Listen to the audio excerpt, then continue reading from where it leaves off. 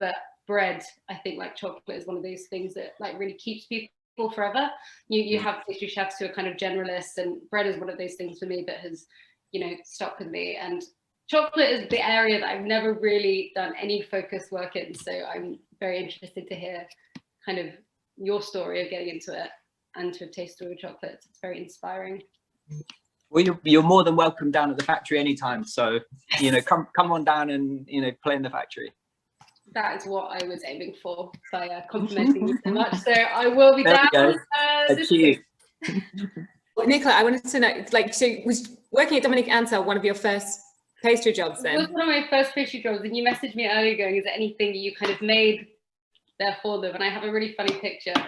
When we did the opening in London, one of the things that Dominique Ansel is quite famous for is they make like really beautiful, cute religieuses, which is like the two-towered shoe buns, and they make them into like cute pandas and like different things. And for London, they were going to do a special owl one, and they left it to me and the head chef at the time, who just, you know, we knew we had to make this adorable owl. It was going to be super cute, and we put it together, and the thing that we put together does not look like a cute owl. It's sort of like a really traumatized kind of like, and Chef Dominique was like, no, that is not what that's supposed to look like.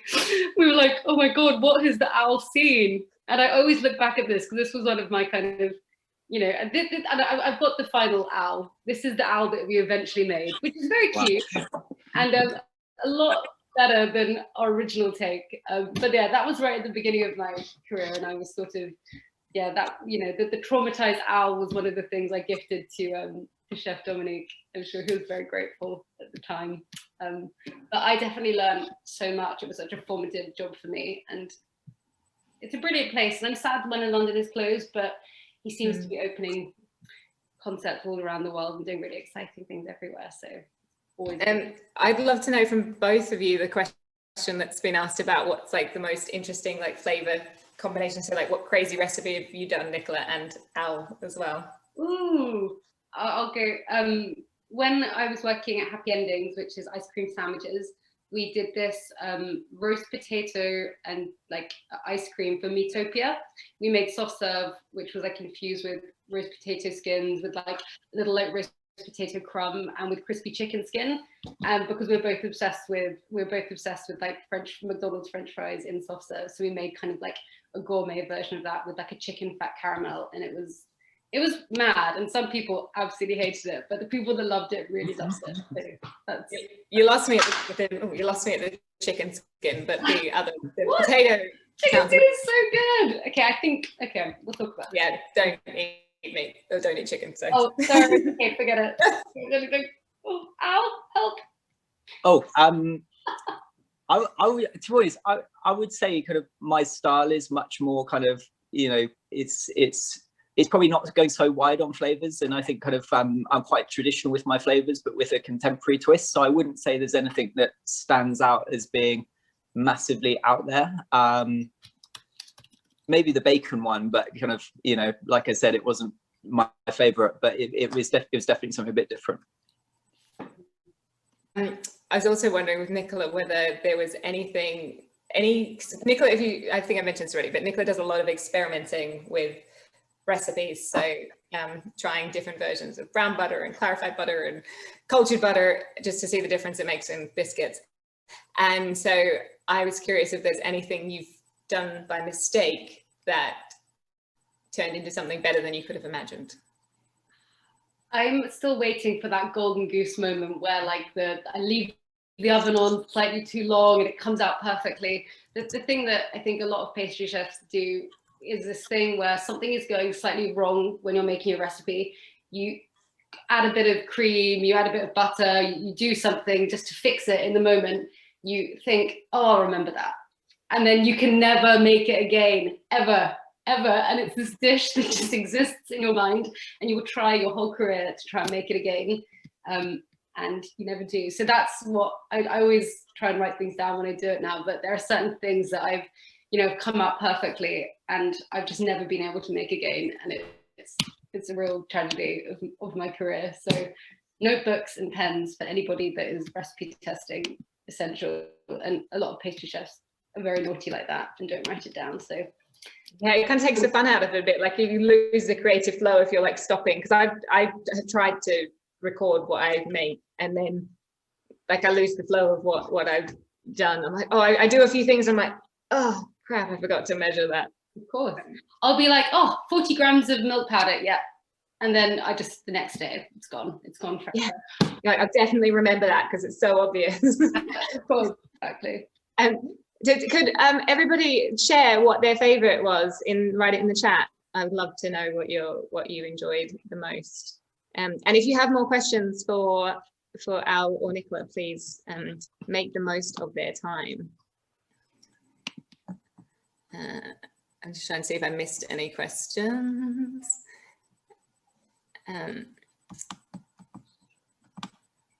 Wow, very good spread. I like that. I don't think there's any chocolate that has not been mentioned. I think there's like a good. Isn't that brilliant? I love that every time it comes up where like, yeah, they're all, people have a different idea of what they like. I think the pure chocolate one has got to, because it was so surprising and confusing. I think that Venezuelan is probably my favorite, but I would also stuff the banoffee one in about 10 in a go in my face. So yeah, my favorite chocolate depends so much on my mood, like just how sweet, and I would be very happy eating any of these over and over. I really like the PBJ with the raspberry side and the popcorn praline. I'd love to know if you did try the popcorn praline again after a little break to see if you can like pick up more on that butteriness. Loving basil, and so yeah, the basil like is a really, I always used to say that I didn't like flowers, or didn't like, I think flowers and herbs in chocolate can be so risky because they really run the opportunity of becoming quite like medicinal or soapy. But this is so beautiful, and this is, you can only do this when you make chocolates as fresh as the Chocolate Society do, where you because the problem is if it really starts to disappear after 2 weeks. So you can extend the shelf life of chocolate by adding invert sugars or like alcohol or other things, but then you won't taste the basil at all after 2 weeks, even if your chocolate won't be moldy, unless you then start adding essential oils of basil, which is where you run the risk of it becoming soapy. But it was such a beautiful balance, I thought, of the yuzu and the basil. But I like that you don't kind of, it doesn't sound like you over-engineer anything, Al. Like I like that your approach is more like flavor, simple, quite clear, as you say, like not messing around with it too much. And yeah, I think that's kind of like, I don't want to be too fancy, and I don't kind of want to take myself like too seriously. I kind of want to just execute nice flavors well, and I think kind of what I see more and more from my customers is like accessible flavors. So nothing too polarizing, I don't want to go too polarizing with it. So I try and, do interesting flavors, but maybe not too extravagant. Except when, there's opportunities when I can do that, when I can, try on a few different chocolates, but not all the chocolates. I want to know who forced you to put bacon in your chocolate against your will, because it sounds like you're very traumatized by that experience. It was a wholesale customer, so they wanted a bacon chocolate in their range of products. Like they actually sell bacon, so it kind of fitted their range quite well. Like it was okay, but it was just the fact that to infuse bacon, I cooked bacon and then I put the bacon into cream and I had to leave it overnight. So I came back in the morning and the first thing I had to do was, take the bacon out of the infused cream, and it what was the texture like? Because all of the fat must have gone out. It must have been all floppy. And... yeah, it was. So yeah, and then once you heated it and made the ganache, it came back and it was fine. But it just, like, this was years ago. So yeah, I don't think I'd do it again. Unless I get invited on this and you guys want me to test you guys out on that one next time.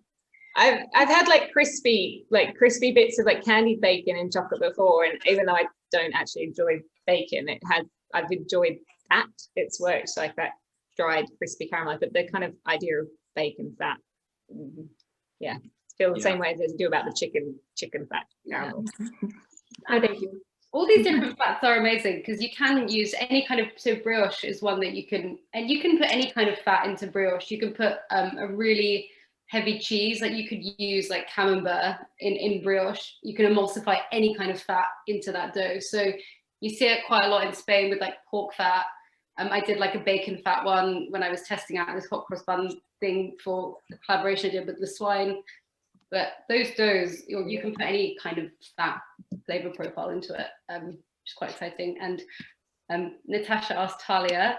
Talia's here. I don't know if anybody already follows Talia. If not, you should. She has an amazing babka company called the Painted Dog Bakehouse.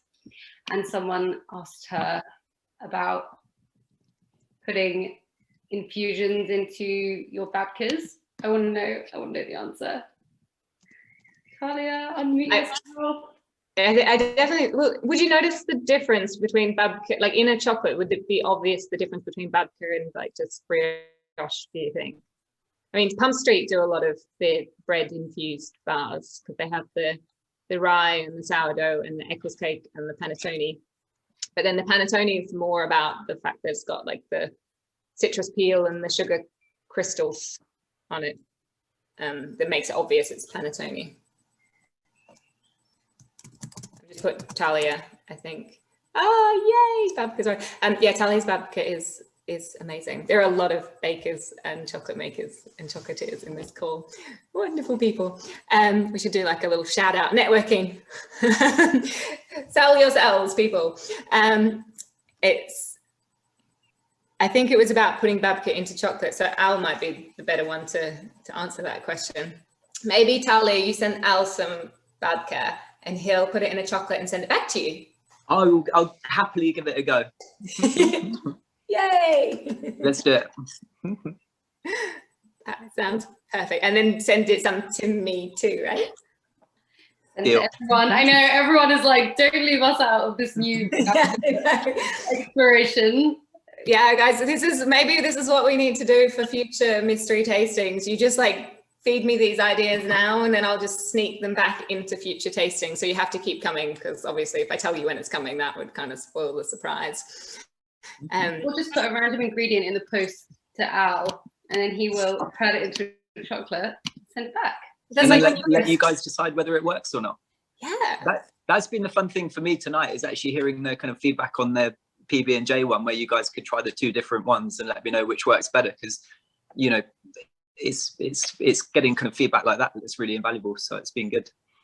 Yeah, and by all means, like if you have other thoughts on the chocolates, like whether they, you know, do you think that they need to be different, like I probably better if you message Al privately, but I'm sure he'd be very open to hearing your thoughts rather than like pile on in the chats like I want it like this and I want it like that. But he'd be, you know, I think all bakers and makers really like to hear, you know, if you say it nicely, they like to hear what ideas you have about how you could do something different. I mean, it's not always very helpful to say, I think it should be more sweet or less sweet. But if you have ideas for different things that would work, that you think would work, then yeah, we love your ideas. Just send unmarked packages to Al. He'll process the ingredients. Yeah, it's like when you give fruit to a neighbor and they give you back jam. Like, I need Where do you live? That sounds amazing. Yeah, where I used to live, that would happen. We'd do fruit swaps. If I gave fruit to my neighbor, I think they would throw it back in my face. Oh no, our neighbors are lovely. All throughout Ramadan, they bring us food. Aww. Yeah, they're really nice. So I gave them some of my magnolia caramelized nuts. So gorgeous. Yeah, I have lovely neighbors. Move to Forest Gate, everyone. It's wonderful. Any questions for anyone? I wanted to know what Nicola's favorite thing to bake with chocolate is. She's made some really amazing. When I bake with chocolate, I think anything that you don't mess around with it too much. So any kind of like anything where it's hardly any other ingredients, whether it's kind of a custard, a ganache, a kind of like a chocolate pudding. I think that there's no point using great chocolate and then using it with like 70 other things because you need to let it take center stage. So I probably yeah, any kind of creams or cremas, something where like the chocolate flavor can really be there, or just pain au chocolat, which is the greatest combination of chocolate and bread. Well, do you know, this might be interesting to anyone who's in London, sorry if you're not, if you know Land Chocolate, so they provided their malted dark chocolate in, well, we featured their malted dark chocolate in one of the craft bar tastings, but they're starting to make batons for pain au chocolat. So Casey's Bakery, where I was on the weekend, they are going to be using them soon, which is exciting. And I'm sure other bakeries might be too, maybe Pophams. So if you, has anyone made Nicola's recipe yet? So I have, it's only the second of all the recipes I posted to you. This is only the second one that I've actually made. But these were amazing. I used vegan butter because I wanted to, and they were just so good. So yeah, highly recommend making the 3 p.m. chocolate oat biscuits. And Nicola, if you haven't already signed up for her Kitchens Project Plus premium newsletter, it's only £5 a month, I think, and it's like got loads and loads of access to Nicola and extra recipes. And she has just given people her brownie recipe, and so we're going to get it as a special bonus because we're really special. So it's good. It's like pure. It's like eating a truffle. It's a good thing to do with nice chocolate. Actually, it's a good way to treat it because you do get that really pure chocolate flavor. You don't mess around with it too much. I will send it to Jen, and then she can email it to everyone. So. And I will send the list of the chocolates that we tasted, so you know what they are, just for your own curiosity. Have I missed any? Oh, that's Celeste has asked, is that a question for Al, Celeste, about coffee in chocolate to bring out the flavor? I feel like with truffles and things, is that what you meant? Were you asking Nicola or Al? Coffee is so interesting because coffee has so many crazy profiles anyway. I think you must have to be quite careful the way that you match coffee and chocolate. Yeah, it can really overpower. It's a really strong flavor through the chocolate. So yeah, if you're infusing it, you've got to be careful not to over infuse. I think in a lot of things you've got to be careful about the balance. It's not, you know, it's better when you've got coffee and a chocolate that you get some chocolate and some coffee. So you have to be mindful of that. Yeah, I often wonder whether I'm not a baker, but I often wonder when recipes say to add like a shot of espresso into the chocolate cake, whether they're just not using chocolate that's powerful enough. But I don't know. Any thoughts, bakers in the room? Well, I think that some, you know, like a devil's food cake that uses coffee in it. That's like the classic kind of, but that's just using a cocoa powder. They don't. I think generally, like if you're using I don't often see like whole chocolate used in cake along with espresso or chocolate. I use it. I often see like coffee paired with different cocoa powders, which does, I guess, give you like a deeper, more robust chocolatey flavor overall. Just makes it deeper, like you said, Jen, would be my impression. Yeah, it definitely enhances it. I just wonder whether like it was started because people were using Bourneville or something in their chocolate rather than as the chocolate in their cakes. And so, I mean, that's like 36% cocoa content. So you need something to make it stand out a bit more. Oh, coffee with chocolate pairing. I've seen that. Is that to sell, or is Ashley Palmer still at the Fat Duck or dinner, Felicity? Ashley Palmer was the chef with Heston. Wait for you to time. Yeah, I did a coffee tasting the other day with loads of different beans from a certain area, and some of the coffees I found to be like, I couldn't drink them. I found there was because I think there are so many like cool, interesting roasters now who are doing things, you know, doing different types of roast with beans, washing them differently, and I found some of the coffee flavors like almost unrecognizable as coffee. So I'd be very interested to see like, yeah, what those would be like paired with chocolate. in the same way that your Venezuelan chocolate earlier had everyone thinking it was cherry and had all those flavors. Yeah, there's so many different notes that can come through the chocolate. Yeah, and you're right, it's very similar with coffee. when I've judged a lot of coffee chocolates, either like coffee in the bar or truffle filled chocolates, and it's something that can be so good if you use really like good quality chocolate and good quality coffee, and they just marry and make something just amazing. And then it can be just so basic, like you feel like somebody's just used instant coffee and like stirred it into the chocolate, and you get this kind of bitter taste. But when you use really phenomenal coffee and phenomenal chocolate, it's just, yeah, you get so many different flavors. It is beautiful when it's done well. Oh no, you need to like sort your work colleagues out, Felicity, eating all the chocolates. But I'm gonna chase that up. It sounds. Yeah. Celeste is a coffee queen. If anyone has coffee questions, you should hit her up at the girl in the cafe on Instagram and her blog. Any more questions? If I had more questions for either of you, I have forgotten them, so I am sorry, but I think I covered them all. Oh, here we go. Have you tried different honey in chocolates?